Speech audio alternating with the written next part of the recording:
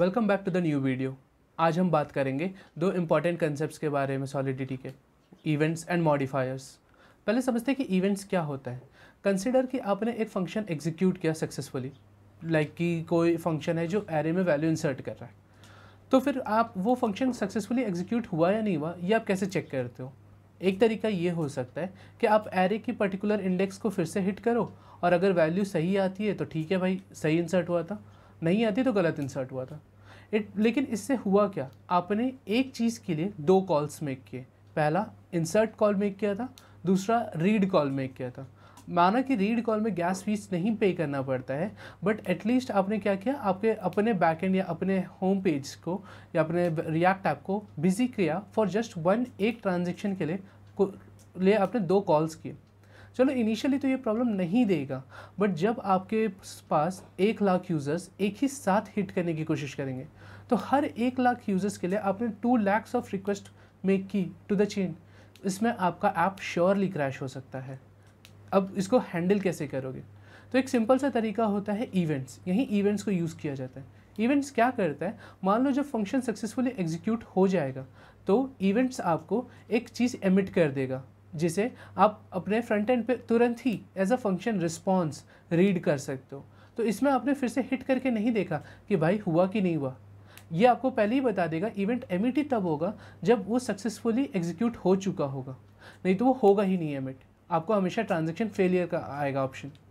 तो let's go to our Remix IDE and let's see कि events कैसे execute करते हैं इन आवर सॉलिडिटी। तो ये आ गया मैं अपने रेमिक्स आईडीई पे और यहाँ पे सिंपल मैंने एक कॉन्ट्रैक्ट डिक्लेयर कर लिया, माई कॉन्ट्रैक्ट। तो पहले देखते हैं कि इवेंट का स्ट्रक्चर क्या होता है। ठीक है, तो स्ट्रक्चर की बात करते हैं। सबसे पहले तो समझते हैं कि स्ट्रक्चर क्या होता है इवेंट का। तो इवेंट का स्ट्रक्चर डिफाइन करते हैं इवेंट कीवर्ड से। ओके, उसके बाद इवेंट का आप नाम दोगे एक, तो इवेंट नेम दे लो। फिलहाल मैं इसको सिर्फ इस तरह से रख रहा हूँ, इवेंट नेम हो गया। इसके बाद ब्रैकेट स्टार्ट और ब्रैकेट बंद होता है। ओके, अब इसमें क्या होता है, आर्ग्यूमेंट्स पास करोगे आप, जो भी आपको एमिट करनी है। मेरे को फिलहाल एक स्ट्रिंग मैसेज एमिट करना है, सिर्फ इतना ही करना है और कुछ भी एमिट नहीं करना है। यानी कि फ्रंट एंड पे मेरा सिर्फ यही मैसेज जाना चाहिए। ठीक है, ये इसका तरीका होता है। लेट्स कंपाइल वंस, क्योंकि हम हमेशा कंपाइल करके चेक कर लेते हैं। ठीक है, मैं यहाँ पे स्ट्रक्चर लिख देता हूँ अगर आपको। तो इवेंट कीवर्ड हो गया, फिर इवेंट नेम हो गया, उसके बाद ब्रैकेट में चला गया आर्ग्यूमेंट्स। मैं आर्क्स लिख रहा हूँ। पहले आर्ग्यूमेंट का क्या होता है, आर्क्स टाइप आएगा, यानी कि डेटा टाइप आएगा, और फिर आर्क्स नेम आएगा, अंडरस्कोर नेम आएगा, और एंड होगा ये सेमीकोलन से। ठीक है, होप।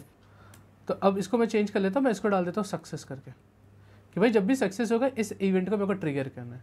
तो इवेंट ट्रिगर कैसे होगा, मैं एक सिंपल से एक फंक्शन लिख लेता हूँ, फंक्शन। अभी ये फंक्शन क्या करेगा, मैं गेट कर लेता हूँ या टेस्ट कर नाम लिख लेता हूँ। ये कुछ रिटर्न नहीं करेगा, ये पब्लिक होगा और ये एमिट करेगा इवेंट। अभी सिंपल सा ये एमिट करेगा, एमिट इवेंट एमिट करते हैं एमिट कीवर्ड से। इवेंट का फिर नाम डालूंगा मैं सक्सेस, और फिर इसको आर्ग्यूमेंट पास करूंगा हेलो वर्ल्ड। इस तरह से इवेंट एमिट होता है। Let's compile. ठीक है, चलते हैं यहाँ पे, इसे डिप्लॉय कर लेते हैं। ठीक है, डिप्लॉय भी हो गया। लेट्स चेक कि इवेंट एमिट होता है तो कहाँ शो होता है। टेस्ट हुआ, यहाँ कुछ हुआ नहीं, यहाँ तो कुछ भी शो नहीं हुआ। फिर कहाँ हुआ, यहाँ आते हैं, अपने इसको थोड़ा बड़ा कर लेते हैं और ट्रांजैक्शंस को रीड करते हैं। देखो यहाँ पे ढंग से ये लॉग्स दिख रहा है आपको, ये फील्ड दिख रही है पूरी। इसमें देखो लॉग्स में ये चीज़ इवेंट हमेशा नोटिस करोगे, तो इवेंट हमेशा आपको दिखेगा ट्रांजैक्शन के लॉग्स में। अगर कोई वैल्यू आप रिटर्न करते हो तो हमेशा दिखता है आउटपुट में। अगर कोई वैल्यू अगर आप इवेंट एमिट करते हो तो लॉग्स में दिखता है। लॉग्स में देखो इवेंट का पहले नाम यहाँ पे दिख रहा है आपको, राइट। फिर आर्ग्यूमेंट में की भी दिख रही है और इंडेक्स वैल्यू से भी आप एक्सेस कर सकते हो, दोनों से भी कर सकते हो। हम की से भी एक्सेस कर सकते हैं अपने, तो नाम हो गया और की हो गया, तो हमें पता चल जाएगा अच्छा ये इवेंट एमिट हुई। ये इवेंट एमिट कब हुई, जब चीज़ें मेरी सक्सेसफुली पास हो गई। क्योंकि लास्ट स्टेज पे कॉमन प्रैक्टिस ये है कि भाई लास्ट स्टेज पे आप इवेंट एमिट करवाओ, कोई फ़ायदा नहीं है स्टार्टिंग में इवेंट एमिट करने का। अगर आपको लॉग्स में मेंटेन करना है तो बात अलग है। इवेंट हमेशा आप लॉग्स में मेंटेन होता है, हमेशा स्टोर हो जाती है।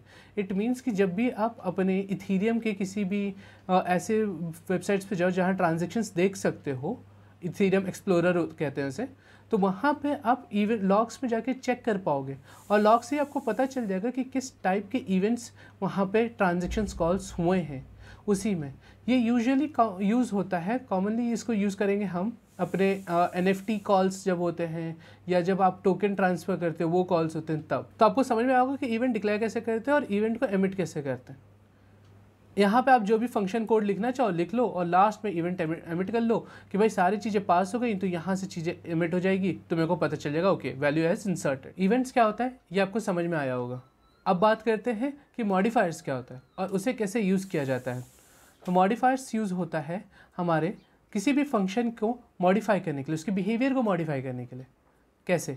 मान लो कि एक फंक्शन है जिसे सिर्फ और सिर्फ एडमिन ही एक्सेस कर सकते हैं, तो आपको क्या करना पड़ेगा, आपको ये हमेशा चेक करना पड़ेगा भाई जो उस फंक्शन को कॉल कर रहा है वो एडमिन है या नहीं, कॉन्ट्रैक्ट का ओनर है या नहीं। अगर नहीं है तो इसे आप हटा दोगे।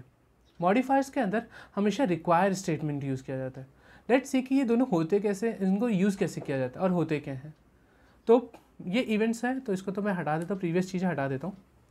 तो मॉडिफायर्स यूज़ होता है, डिक्लेयर होता है यूजिंग मॉडिफायर कीवर्ड, ठीक है। उसके बाद आप मॉडिफायर को नाम दे सकते हो, मैं क्या लेता हूँ ओनली एडमिन। इसके बाद हम मॉडिफायर्स के ब्रैकेट स्टार्ट करते हैं और मॉडिफायर हमेशा याद रखना एंड इससे होता है, इस तरह से मॉडिफायर एंड होता है। अब यहाँ आपका कोड जाएगा टू चेक कि भाई चीज़ें ठीक हैं या नहीं। तो इसे एक बार मॉडिफायर के इसको कंपाइल कर लेते हैं ताकि हम श्योर हो जाए कि स्ट्रक्चर सही है, हमारा टिक मार्क है तो स्ट्रक्चर सही है। ये हमेशा बहुत अच्छी चीज़ है कि आप कोई भी चेंजेस करो ना, आप कंपाइल करके ज़रूर चेक कर लो, नहीं तो एक बार कोड लेंदी होगा तो एरर कहाँ आया ये आप पता नहीं लगा पाओगे, बहुत दिक्कत हो जाएगा डिबग कर पाना। इट्स क्वाइट ईजी कि अभी ही पता चल जाए।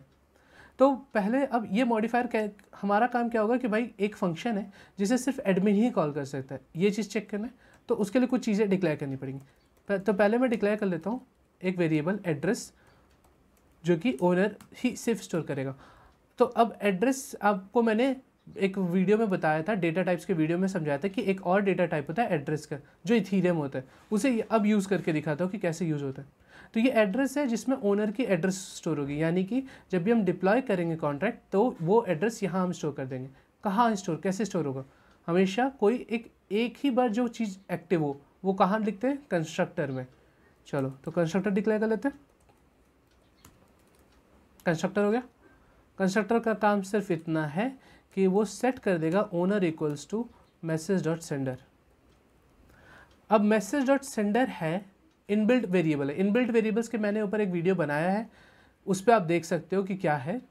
तो ये कुछ नहीं करता है, मैसेज डॉट सेंडर यानी कि जो भी इस कॉन्ट्रैक्ट को डिप्लॉय करेगा फॉर द फर्स्ट टाइम उसका एड्रेस लेगा और ओनर में डाल देगा, सिंपल सा इतना काम करेगा। तो मैंने यहाँ पे बस ये डाल दिया कि जैसे डिप्लॉय होगा, क्योंकि कंस्ट्रक्टर जैसे ही कॉन्ट्रैक्ट डिप्लॉय होता है तभी चलता है, तो जैसे ही डिप्लॉय होगा वो यहाँ पे सेट हो जाएगा। तो अब मैं करूँगा रिक्वायर स्टेटमेंट। तो रिक्वायर स्टेटमेंट का तरीका होता है रिक्वायर और फिर ब्रैकेट एंड। तो पहले आता है कंडीशन, कंडीशन चेक कंडीशन होता है, मैं इसे लिख देता हूँ चेक कंडीशन। अगर ये कंडीशन पास होगी तो ठीक है, अगर फेल हुआ तो यहाँ पे कोई चीज़ होगी ऑन फेल, ये चीज़ ये हिस्सा जाएगा। ये रिक्वायर का स्ट्रक्चर होता है। मैं इसे कमेंट डाल देता हूँ ताकि आपको याद रह जाएगा। तो अब हमें रिक्वायर क्या चेक करना है भाई, हमें चेक करना है कि जब भी कोई दूसरा इंसान कॉल करेगा इस फंक्शन को कॉल कर एक फंक्शन को कॉल करेगा तो सबसे पहले चेक करो कि वो एडमिन ही है या नहीं, यानी कि रिक्वायर ओनर। हम चेक करेंगे कि message dot sender equal to owner, क्या वो ओनर का एड्रेस है या नहीं। अगर नहीं है तो भेज दो यू आर नॉट ओनर, यानी कि आप इसे कॉल नहीं कर सकते, राइट। अब एक वो फंक्शन भी बना लेते फटाफट जो कि सिर्फ ओनर ही कॉल करेगा। फंक्शन टेस्ट लिख लेते हैं इसको, और ये पब्लिक होगा, सॉरी पब्लिक होगा, ठीक है।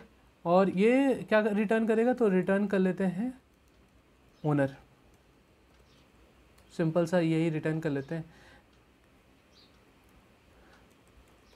तो यहाँ पे returns string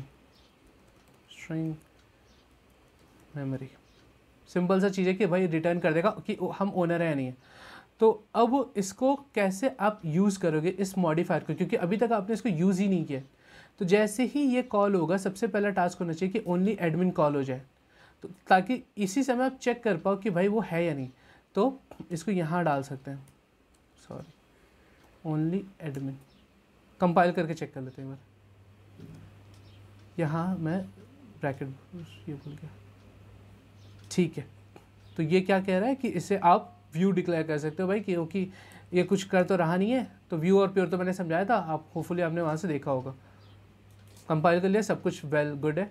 now let's deploy. अब डिप्लॉय करते समय कुछ चीज़ें याद रखो आप। ये देखो, ये मेरा फर्स्ट एड्रेस है जो 5B से स्टार्ट हो रहा है। मैं डिप्लॉय इससे करूँगा, फिर मैं इस फंक्शन को सेकेंड एड्रेस से कॉल करने की कोशिश करूँगा। लेट्स सी कि क्या होता है। तो मैं डिप्लॉयमेंट उड़ा देता हूँ और डिप्लॉय करते हैं। डिप्लॉय तो हो गया।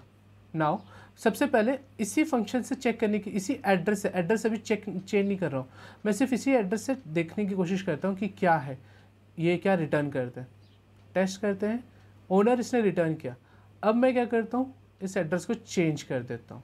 नाउ लेट्स सी, ये देखो यहाँ पे रिवर्ट हुआ ट्रांजेक्शन, ये देखो यहाँ रिवर्ट हुआ ट्रांजेक्शन। और यहाँ क्या लिख के आ रहा है, ये पढ़ो ढंग से। You are not owner, the transaction has been reverted to the initial stage, reason provided by the contract, कि आप ओनर नहीं हो भाई, तो आप इस फंक्शन को एक्सेस नहीं कर सकते।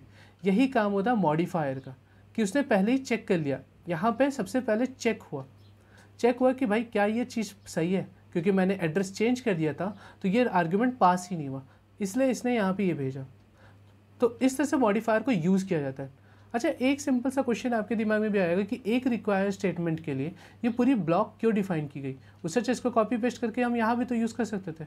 बिल्कुल यूज़ कर सकते हो। इस रिक्वायर को आप यहाँ कॉपी कर लो और यहाँ जाके यूज़ कर लो और इसको हटा लो, one and the same thing होगा।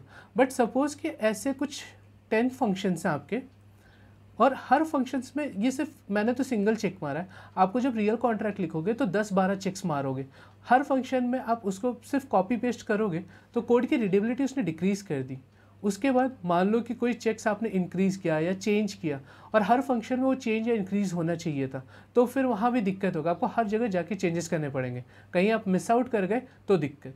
तो इसीलिए मॉडिफायर्स का यूज़ करते हैं, इस ब्लॉक का यूज़ करते हैं। भाई एक जगह चेंजेस करो, हर जगह चेंजेस शो हो जाएंगी। एक जगह चीज़ें इंप्लीमेंट करो, हर जगह अपने आप वो चीज़ें होती जाएंगी। जस्ट उसको कॉल कर लो।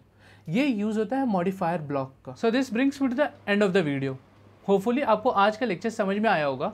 अगर कोई कन्फ्यूजन भी है तो डोंट वरी, हम आगे जैसे बढ़ेंगे आपको चीज़ें क्लियर होती जाएंगी। मिलते हैं हम अपने अगले वीडियो में। Till then keep learning and keep exploring this new world of web 5।